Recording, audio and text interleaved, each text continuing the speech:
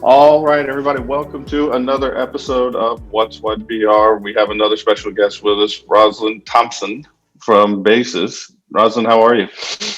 I'm great, Brandon. It's nice to be here with you. I'm 2 weeks into my residency here in Baton Rouge and loving it already. Oh, wow. I didn't even realize 2 weeks. That's pretty quick. You getting Right. you like the cool weather we're having down here the last 2 weeks? Yes, absolutely. So where you coming from? I'm coming from, I've moved all over the country for basis, but I'm coming most recently from Austin. So I opened a campus in Austin last year, and they asked me then to come and open this campus in Baton Rouge, which I was most excited about because I actually wanted Roberto's job at the other campus 3 years ago. So they waited and are giving me the better campus at Mid-City. So There we go. So tell for anybody who doesn't know, Basis now. This is the newest campus in Mid City. There's right, another one which is a stone's throw from Women's Hospital because we don't see here in right, Baton Rouge. We'll use landmarks, not street names. right. Is how to Okay. get around. So Yep, absolutely. So Mid-City will be the 31st basis school in the country. We were founded in 1998. And we're very, very excited that Louisiana is one of our growth states. So we're adding this second campus in Baton Rouge, Mid-City. It's right on 7921 Florida Boulevard. The campus is under construction, but the superintendent out there of the building has assured me that it will be ready on time, if not early. So we're very excited because it's a beautiful, beautiful campus. We will be a K-4 this year, and then we'll open fifth grade next year. And then we'll make an announcement probably later this year about where the middle high school will be. But families that come to us today will be able to graduate from basis in the coming years. And that's a really good thing because basis is a world-class education. yeah, tell me a little. Basis. You mentioned 31 schools. I try to break things down for people because sometimes Right, we assume what everyone knows. And right, this education is getting complex. It right. used to be you just went to, Your public school, neighborhood or maybe you school. went to a Right, private school, and then now we've got, charter schools, you got public charter schools, you've got, homeschool, you've got sure. flex programs. Where's basis fit for anybody for the guy who has for the mom who has no idea, Sure. what So is Basis it? started as a charter school in Arizona, in Tucson, Arizona, as I said, in 1998, really out of a need that our founders had. Our founder, Olga Block, came from the Czech Republic and brought her fifth grade daughter with her and couldn't find a school in Tucson that had the rigorous education that she got in the Czech Republic. Just at kind of the start of charter school, she wrote a charter and opened the first school with 56 students. And then we started to grow from there. And as I said, 31 schools this year, growing like crazy. We are working on opening probably 7 schools a year in the coming years across the country, looking at entering some other states. So Basis is a public charter school, which means we're a public school that's privately managed. We do not get as much funding as your traditional public schools, but we make it work. And our curriculum is world class. We believe that kids can do more than people have traditionally thought. So we have a very advanced curriculum. For instance, our kindergartners will be learning first grade stuff, and they can do it. And we go on from there. Our high school program is an advanced placement program. Kids are required to take at least 6 AP classes in high school. And we have in the top 10 STEM, charter, and all around high schools across the country as ranked by US News and World Report. There are tons of basis schools within those top 10. The top high school in the country is a BASIS school in Chandler, Arizona. Right. That speaks volume. So, right. There. Right. I agree with you. I Exactly. think a lot of people, I have this happen with my own kids, where people will say, well, they're not supposed to do this, or, they're not old enough to do that. It's like, well, why don't we just try? Right. It's what's the worst that's going to happen? They're going to Exactly. fail. It's not the end of the world, but we can try. And I think the more we push a little bit or push in that direction, I had last night I have twin boys that are 8, and they needed some medicine. I didn't feel like having to run to the store to get the liquid. And I was like, we're going to try a pill tonight, and my wife was like, they don't need to do pills at 8. I'm like, we're going to try it. We're going to see what happens, and sure enough, pill was able to be done, and I've had my kids pushing and doing laundry probably since they were, 5, so it's just that's the way I grew up too. So, yeah. And that's the basis of BASIS, if you will, is that, let's let the kids go as far as they can, as fast as they can. And it's not pushing them, but giving them the opportunity to do it. And if kids are, maybe lagging behind or whatever, we wrap our arms around them and give them all kinds of support, whatever they need to get there. So it's not, and the thing that I so love, I've been with BASIS for 8.5, almost 9 years now. The thing that I love about being with BASIS is anytime I walk into a BASIS school, first of all, you can tell it's a BASIS school. And then secondly, the kids are happy. There's laughter and smiles and encouragement going on in the classroom. The kids are curious. They want to know what's going on. And that makes learning better. Our stated goal at the primary level is to get kids to love learning. And the only way you can do that is to engage them, meet them where they are, and give them those kinds of opportunities. Who would have thought that 6th, 7th, and 8th graders could take chemistry, physics, and biology all at the same time and master it? Yeah. And that's what we do.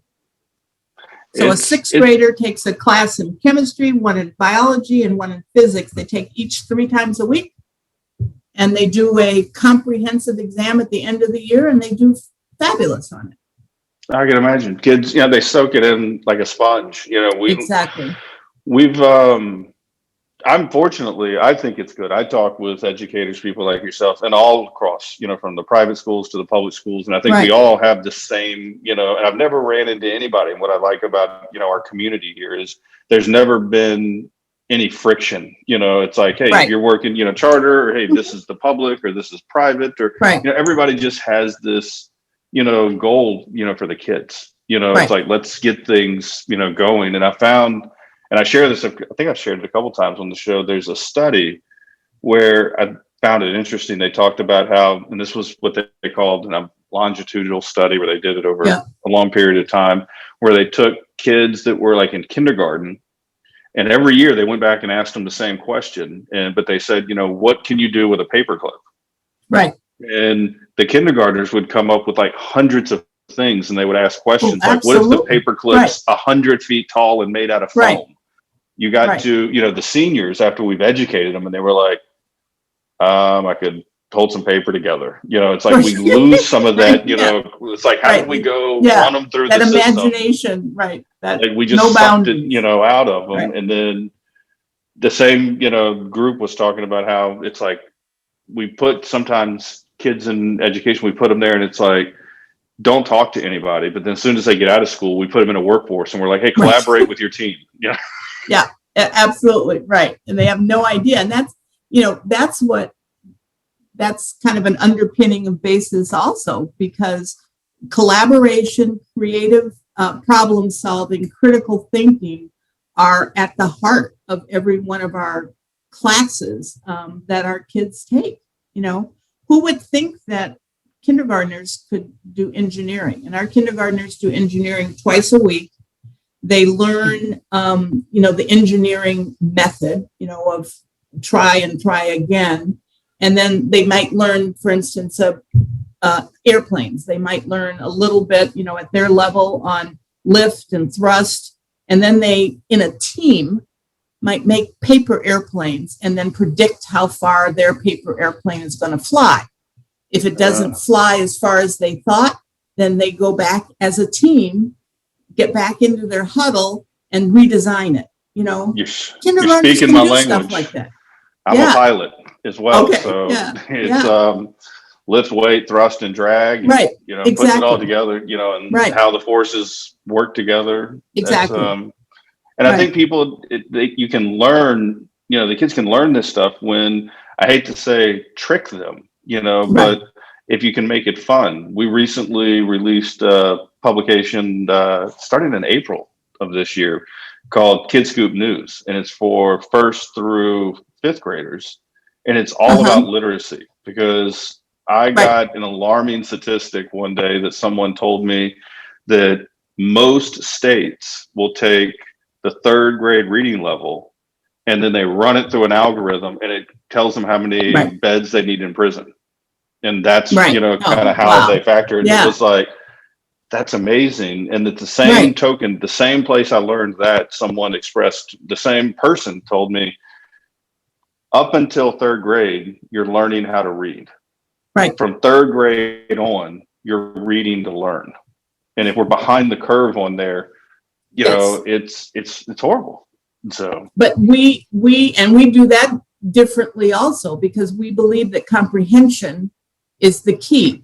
Kids, I have parents tell me all the time, my kindergartner, my 1st grader is reading Harry Potter. And I go, yeah, but do they understand it? Can they tell you what's happening in the story? Can they make inferences about what's happening in the story?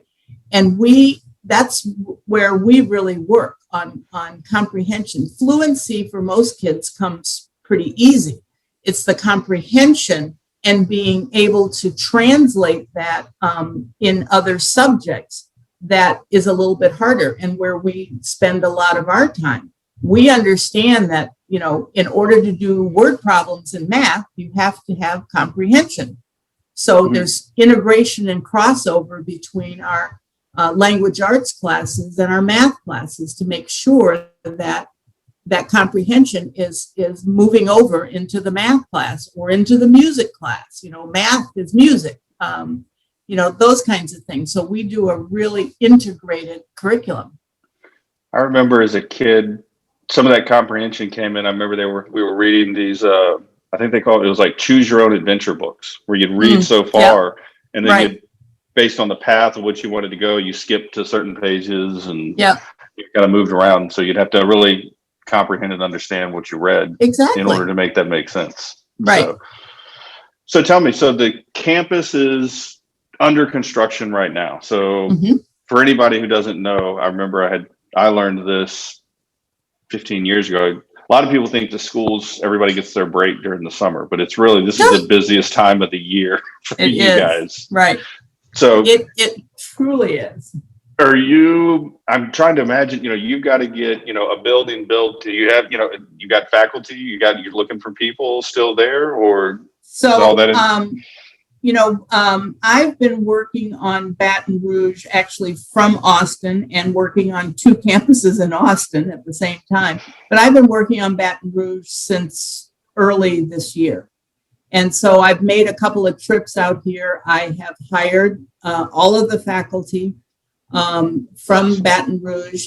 The interesting thing about BASIS is we always encourage our teachers and staff to, where do you want to go? We've got schools all over the place. Where would you like to work? So we have 2 teachers that are coming from Tucson. We have a teacher that is coming from, we used to run some global schools in China, and we about 3 years ago, we sold them off so that we could focus on our charters, but they're still called BASIS and they still use the same curriculum. So I have a kindergarten teacher that's coming from our school in Shenzhen. I have staff that are coming from, that are transferring from the Matera. So we start the school with a little bit of a leg up with having some, more veteran people working within it. So but yes, we have been, this summer, our teachers come back. We don't give our teachers as much of a break as many schools do. Our new teachers start July 12th, and they will be in training for almost 4.5 weeks before school starts. That's good. Yeah. They may not like it that much, but hey, it's, they're excited though. I was very pleased as I was interviewing people. They're excited. Teachers are always very excited to open a new school, and because that's a different kind of adventure. A lot of our teachers, the new teachers that we hired, were very excited. They've heard about BASIS. They've had friends that, have been at Matera, and they were very excited that we're opening another campus with opportunity for them. So I think it's going to be fun. Yes, we kind of overwhelm them in the beginning. We get them to drink the BASIS Kool-Aid, but we do a great job of getting them set up to be successful. Sounds like you've got a true Louisiana fashion gumbo of people coming from all over and getting it all thrown into a pot. Absolutely. And get that they're coming culture. From the parochial schools. They're coming from the private schools. They're coming from EBR. Yeah, they're coming from all over. I just hired our Mandarin teachers coming from Philadelphia. Wow. So, right. Wow. So you say Mandarin teacher, you're teaching Mandarin? We teach Mandarin. It's a required course in kindergarten through 4th grade. Really? And there's a good reason for it. Mandarin uses the same part of the brain that critical problem solving and critical thinking is housed. Plus, it is so tonal that it is great for strengthening listening skills, because the kids really have to get the tones right. And then our kids speak, read, and write. So the characters, again, are very precise, and they learn to write the characters. And that is great for fine motor skills. Wow. Never, I kind of just fell out by accident, but that's kind of a big deal. It is a big deal, right? Wow. Never would have thought. Never. And kids learn it very quickly, easily, and love it. It's very hard for adults, but the kids, I hear from parents all the time, my 2 kids that go to BASIS are sitting in the back seat and they're speaking in Mandarin and I have no idea what they're saying. And we go, yeah, that happens. I was going to say, when everybody, was kind of sent home, or, kind of from the, COVID last year, which I'm over at this point, but my now 13-year-old was coming home and she was like, "Hey, I need help with Latin." I'm like, "I can't even help you with English, much less Latin." Much less Latin. Yeah. How do you? Well, we don't teach Latin till 5th and 6th grade. So it's Mandarin in K4 and then Latin in 5th and 6th. 7th grade is a phenomenal linguistics curriculum. And then they choose something in 8th grade. They can go back to Latin, Mandarin, French, Spanish, or, if we have a teacher on campus that can teach German, they can do German. And through high school, we want them to stay with that language and take the advanced placement exam in that language. Wow. So it's actually sticking, and it's sticking. Yeah. So they've got a language when they're coming out of it. Right. Exactly. So we're literally starting, it sounds like, at the early education level. We're adding line items to the resume that they're going to be putting out. Exactly. Because I think, anybody who's got multiple, that multilingual, is becoming more and more of a skill set, I think, that's needed today. If you asked me to go do it, I'm going to tell you absolutely not. The only other language I can speak is I can speak like a pilot, and that's about it. But, right. Yeah. So what we did was, because we used to open our schools up to about 6 years ago, we used to open our schools at 5th grade, and we spent a lot of remedial time, the first year. And so we said, let's grow our own. And we started opening largely all primary schools. And then we grow them kind of a grade or 2 a year till we get to 12th grade. But we took that, what our kids know in 12th grade, and spiraled it down all the way to kindergarten. What do they need to know each year to go forward? So our curriculum very much spirals and prepares. I always like to say, because I love doing the primary schools, that our primary kids, we've prepared them for what they're going to do in middle and high school. And our high schoolers are, for the most part, have all the credits they need to graduate by 11th grade. We have a phenomenal 12th grade program that includes capstone courses and outside research and internships. And most of our kids go into college with enough credits through AP courses to maybe be a sophomore, or at times we've had kids go in as juniors because they have so much AP. Our average student in our high school takes 10 AP classes. Wow. That's impressive. I don't know if that's, I don't know. I'd be too afraid they'd be asking me to help with homework. And I'm just not that guy.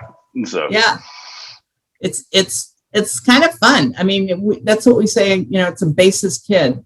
People say, what does it take to make a basis kid? And all it takes is a willingness to work and a willingness to ask questions. And our kids do it.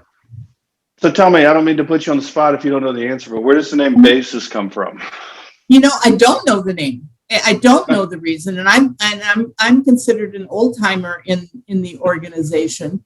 And our founder, even, if you ask her, she'll say, I don't know. I kind of liked it, So, I think her thought was that basis is the education is the basis of everything. So It's not an acronym. It didn't come from any place but her mind. So, yeah. It works. Yeah. So, and obviously it's worked well where, this will be number 31, across the country as mentioned. Exactly. So are you still enrolling at this point? Or we are still enrolling. We still have spots in every grade. And, we would really like to fill the school. But we're comfortable where we are right now, but we will add. And we will add for a while into the school year. At some point, it gets to be too late in the school year and kids have missed too much. But we are still enrolling in grades K through 4. There we go. Mm-hmm. Well, that's awesome. Anything else? Or, I tell people all the time, you've got more important things to do than sit around and talk to me. So. Yeah, but it's so much fun to talk about basis, Brandon. It is. No, I've learned so much. Yeah, I cannot. It's hard to just tell parents what a great institution basis is across the country. Our parents love us, our kids love us. So take a chance. Yeah, no, I think it's definitely worth, taking a look at. I think everybody, needs to explore, the options that they have and see, what's out there. So I encourage everybody to always keep looking. So, Cool. Well, I appreciate you spending some time with us today. I'd love to have you come back and tell us, kind of how it's going. And hey, we got the school opening. And I'm sure you're cutting a ribbon somewhere when that opens. Send us an invite. Exactly. We'd love to come out. So, okay. All right. I will be sure to let you know. Thank you, Brandon, for your time. We'll talk soon. Okay. Bye-bye.